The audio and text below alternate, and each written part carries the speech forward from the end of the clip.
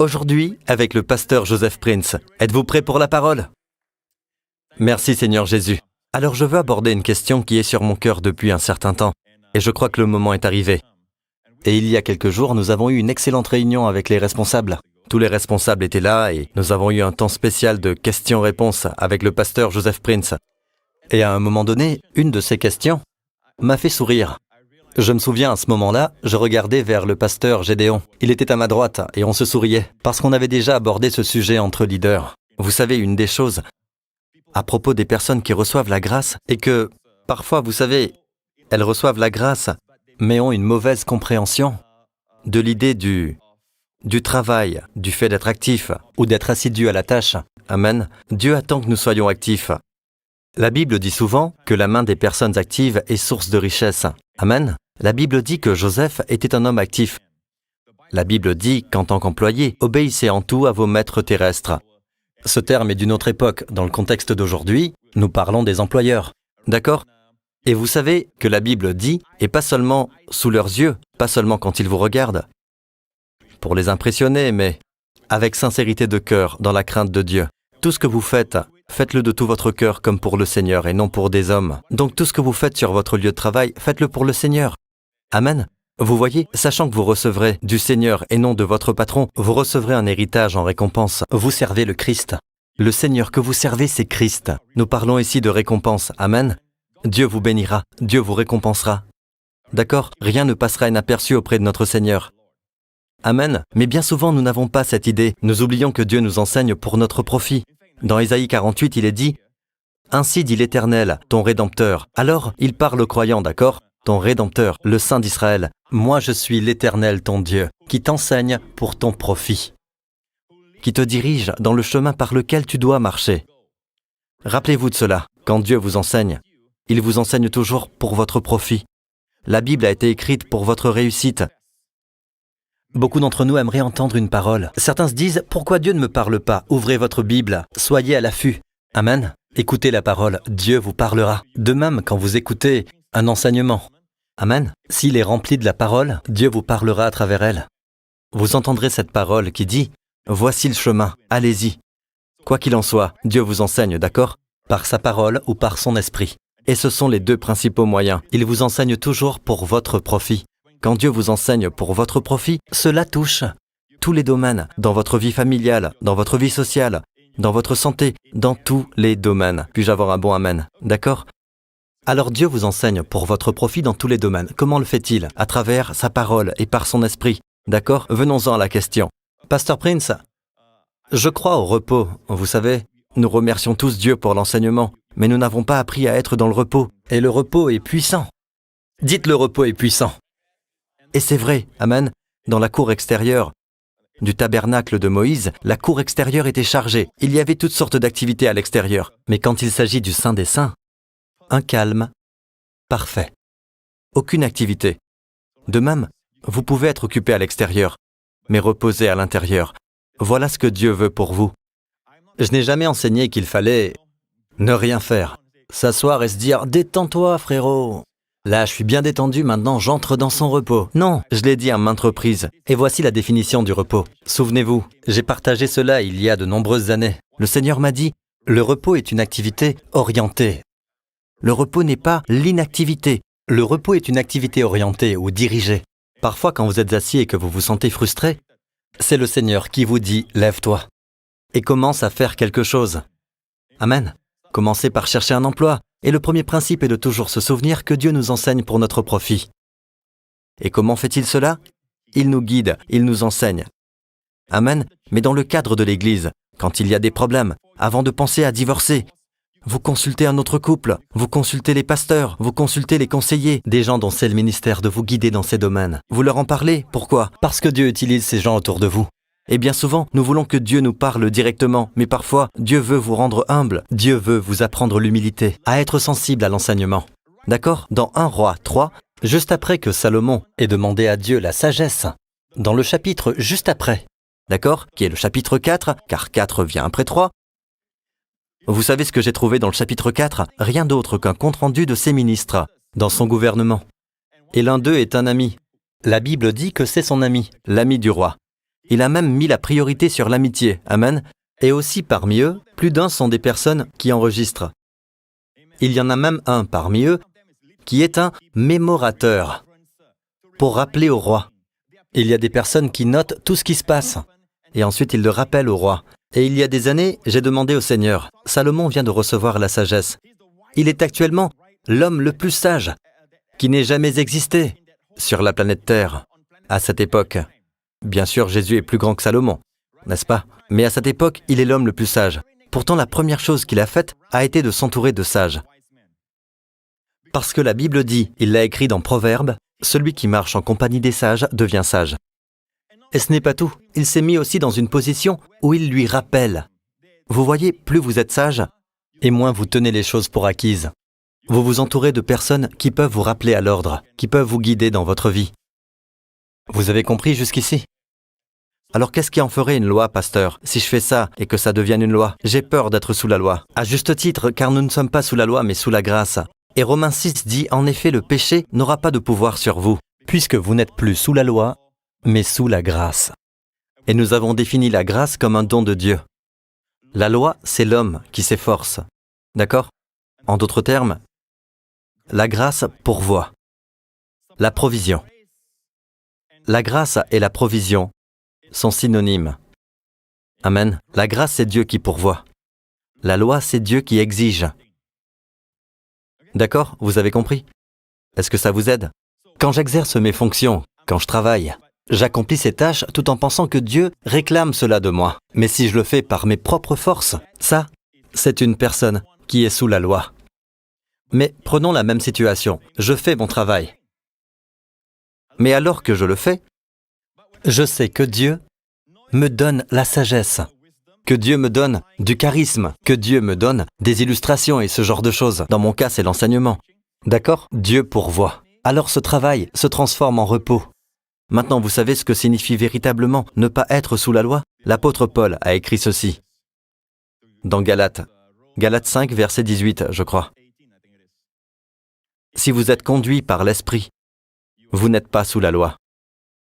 Alors, n'ayez pas peur. Oh non, ça c'est être sous la loi. Non, êtes-vous conduit par l'Esprit. Quand vous faites quelque chose et que vous êtes conduit par l'Esprit, vous n'êtes pas sous la loi. D'accord? Si vous êtes conduit par l'Esprit, vous n'êtes pas sous la loi. Vous voyez, si je vous enseignais seulement à être conduit par l'Esprit, vous allez oublier la notion de responsabilité, parler aux gens, écouter les conseils des sages et tout cela. Je n'ai qu'à suivre l'Esprit. Voilà pourquoi il faut d'abord créer cette fondation. Il est important que vous compreniez cela. Mais à la fin de la journée, laissez-moi vous dire ceci. Dieu veut que chaque croyant soit conduit par l'Esprit. Comment le Seigneur nous conduit-il?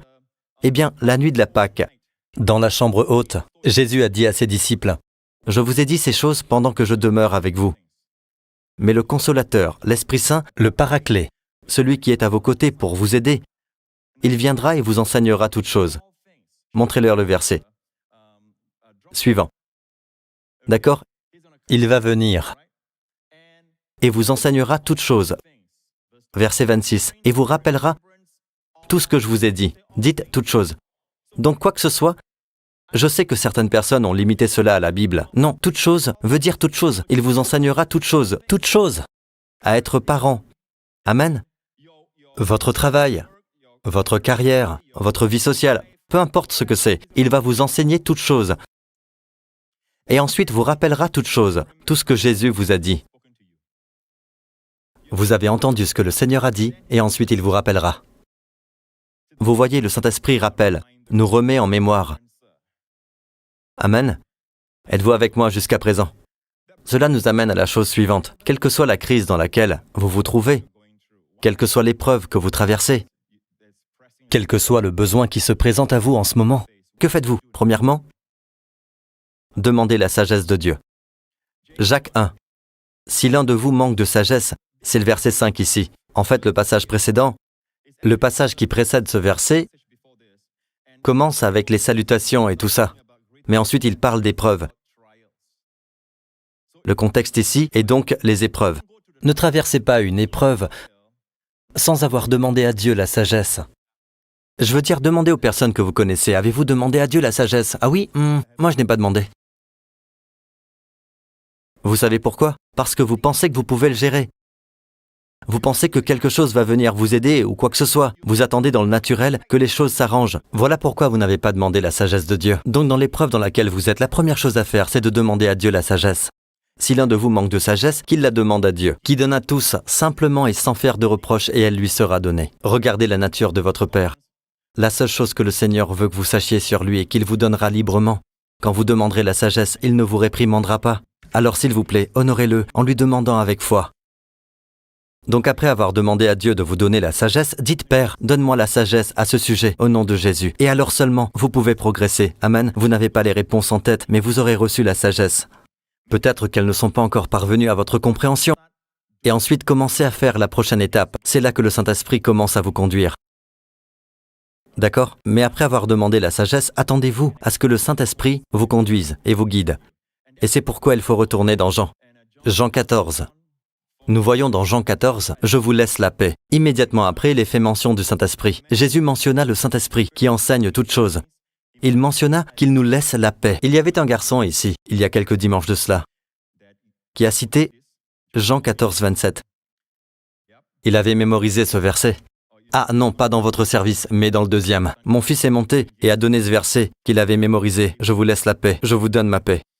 Alors pourquoi Jésus a-t-il mentionné la paix immédiatement après avoir parlé du Saint-Esprit qui enseigne toutes choses? Car le Saint-Esprit enseigne sur la même longueur d'onde que la paix. Donc, quand vous faites quelque chose et que vous n'avez pas la paix, ne le faites pas. Vous êtes sur le point d'entreprendre une reconversion professionnelle. Et plus vous en parlez à votre femme, plus vous discutez. Bien sûr, il faut peser le pour et le contre. Vous savez, consultez vos leaders, consultez vos pasteurs, si vous le souhaitez. D'accord? Parlez juste des avantages et des inconvénients et tout ça. Ne dépendez pas seulement de vous-même. Discutez avec votre femme. Chérie, je t'en prie, arrête de me dire que tu ne sais pas pourquoi. Allez, donne-moi une raison logique. Je ne sais pas pourquoi. Les femmes sont plus intuitives. C'est pourquoi la femme traînait au milieu du jardin. Amen. Ce n'était pas le cas de l'homme. Elle était plus intuitive aux choses de l'esprit. C'est pourquoi elle a été la première à entendre la voix du malin. Amen. La voix du diable. Les femmes sont plus sensibles. Les femmes peuvent percevoir des choses sur les gens bien avant que l'homme ne puisse le constater avec leur tête. Les femmes peuvent dire « Ah, lui, je ne le sens pas ». Et les hommes vont toujours dire « Ah, mais il ne faut pas juger les gens ». Vous leur demandez pourquoi et elles ne savent pas. Mais pour elles, il y a quelque chose qui cloche. Amen. Consultez votre femme. Écoutez, je vais vous dire ceci. Il y a un enseignement qui dit « Quand Dieu vous donne la paix, vous savez qu'elle vient de Dieu ». Maintenant, le fait est que vous êtes censé être toujours en paix. Je l'enseignerai de cette façon. Chaque fois qu'il n'y a pas de paix, si votre paix est affectée, alors écoutez. C'est le Seigneur qui vous conduit, qui vous parle. Car normalement, vous devriez être en paix. La paix est votre mode par défaut. En tant que croyant.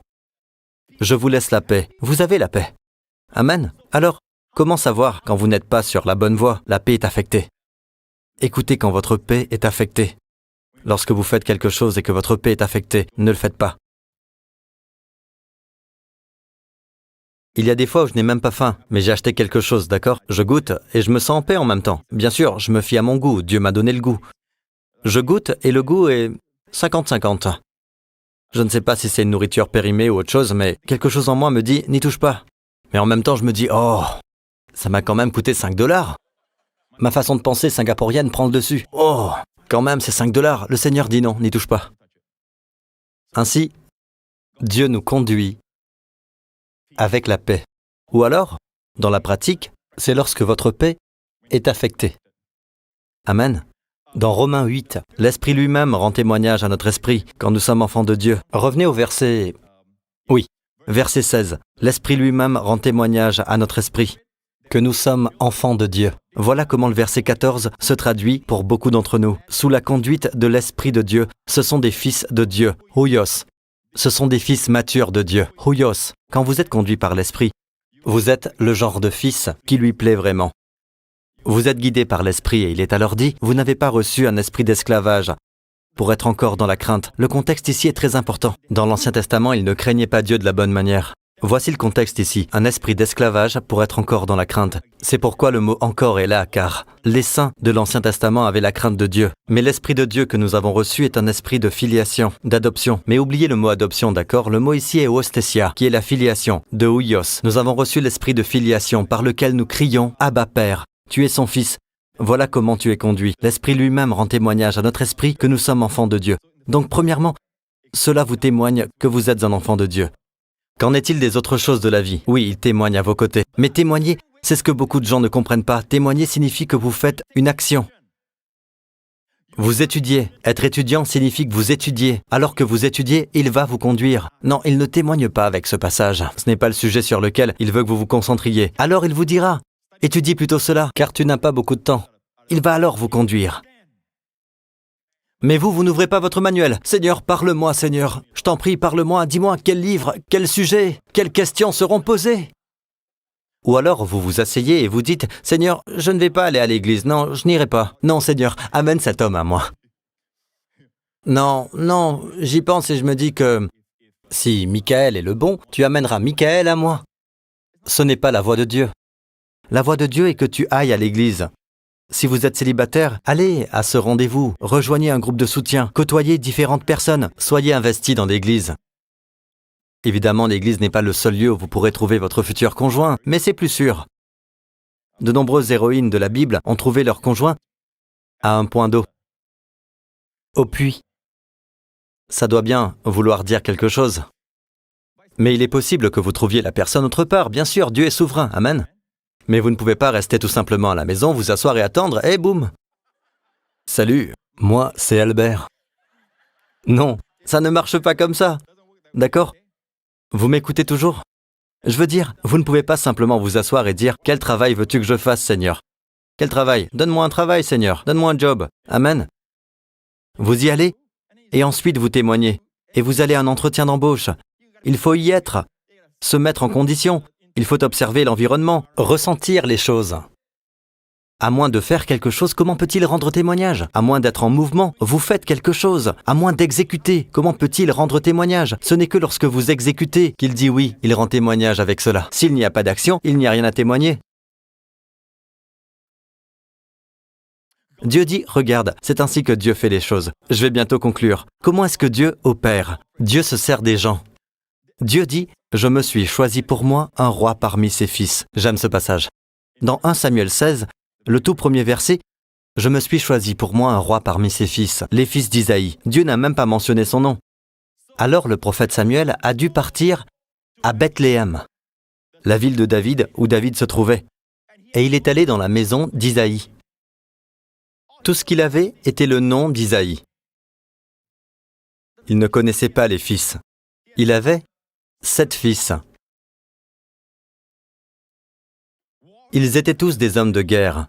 Et David, quant à lui, était dans les champs. Il était berger. Il était le plus jeune.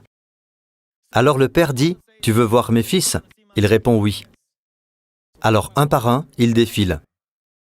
Le premier était grand, basané et beau. Et Dieu dit, « Ce n'est pas le bon ». Il ne dit rien au père. Le prophète dit au suivant. Le suivant vient, « Ce n'est pas le bon ». Ce n'est pas le bon, ce n'est pas le bon, toujours pas. Jusqu'au dernier. Ce n'est pas le bon. Il demande alors, est-ce que ce sont là tous tes garçons? Et le père, oh oui, j'ai oublié, j'ai encore un autre fils. Imaginez être le fils en question. Imaginez, avez-vous déjà été dans une situation où l'on ne se rappelle de vous qu'en dernier? Le dernier à être appelé dans l'équipe de foot, par exemple. Le dernier à être choisi. David était le dernier. Et quand il est arrivé, roux, disait la Bible, dégoulinant de sueur, il sentait probablement le mouton. Dieu dit c'est le bon. Il l'a oint. Alors ma question est la suivante. Avez-vous remarqué? Même le prophète ne savait pas de qui il s'agirait, jusqu'à ce qu'il passe un par un. Un par un. Dieu ne contourne pas le processus de l'entretien d'embauche. Apprenez à connaître les gens. Et quand ils sont en face de vous, alors il peut témoigner.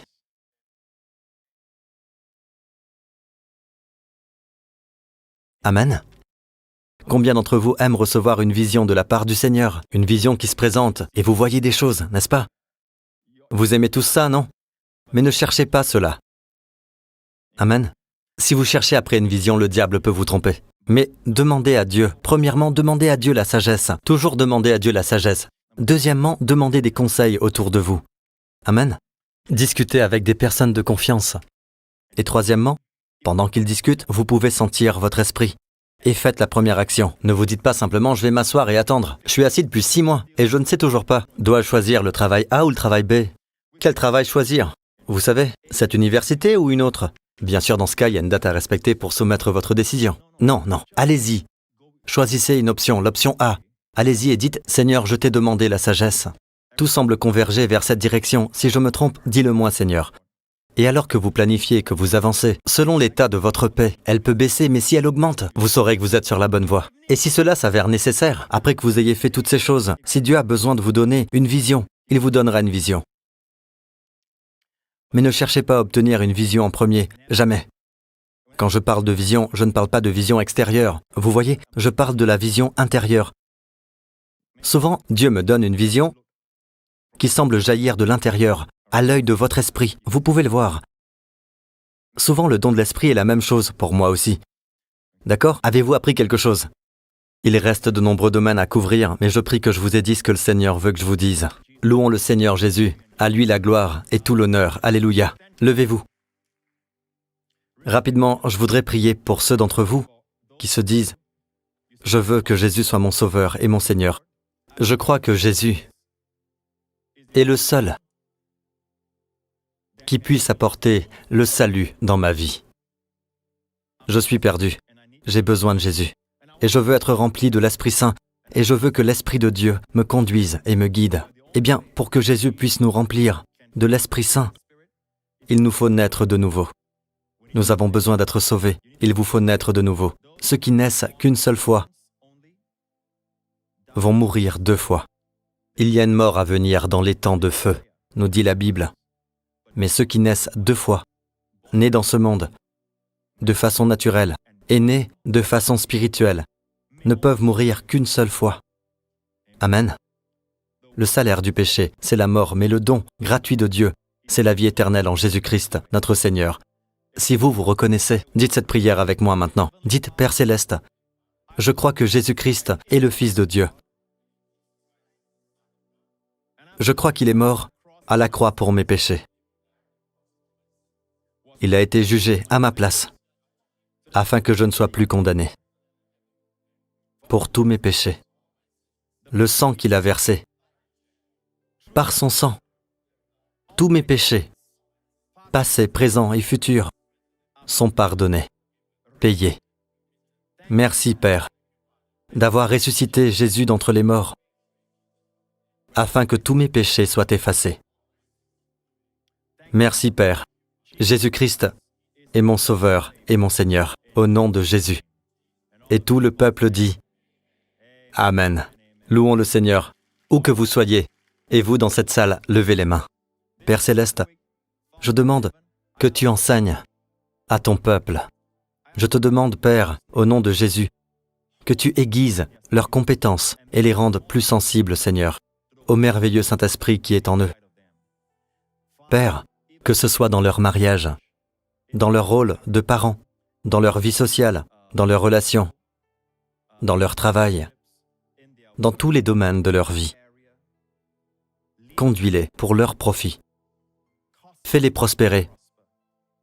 Accorde-leur de réussir. Et Père, je te remercie, Seigneur. Je prie que tous ceux qui m'écoutent soient un trophée pour ta grâce. Les gens les verront et diront « Je veux ce qu'ils ont ». Ils vivent de façon naturelle, mais avec une touche tellement surnaturelle dans leur vie.